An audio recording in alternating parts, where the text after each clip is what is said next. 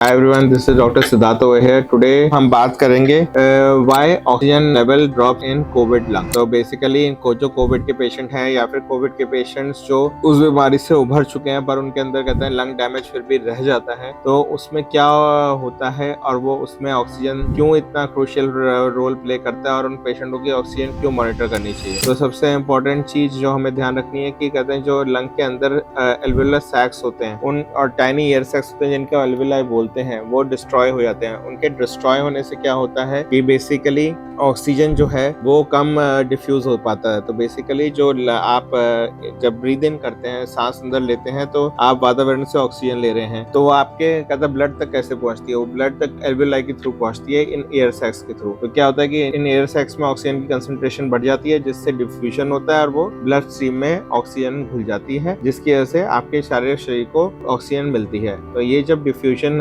Hamper होता है क्योंकि लंग में फाइब्रोसिस हो जाती है, तो ये एयर सैक्स डिस्ट्रॉय हो जाते हैं, अबनॉर्मलिटी हो जाती है इनके, कई बार वॉल थिक हो जाती है जिसकी वजह से प्रॉपर्ली ऑक्सीजन पहुंच नहीं पाती है ब्लड स्ट्रीम तक, और कहते हैं इसलिए ऑक्सीजन हमें नहीं मिल पाती है जितनी मिलनी चाहिए। तो इसलिए हमें ऑक्सीजन नापनी है, ऐसे पेशेंट में उनको ऑक्सीजन थेरेपी देनी है और अपना ध्यान रखना है। और ऐसी हेल्थ टिप्स जानने के लिए हमें कहते हैं फॉलो करें and do let us know so that we can explain to you the diseases in a very simplified manner. Thank you. This is doctor Siddharth over here signing off. Thank you and have a great day.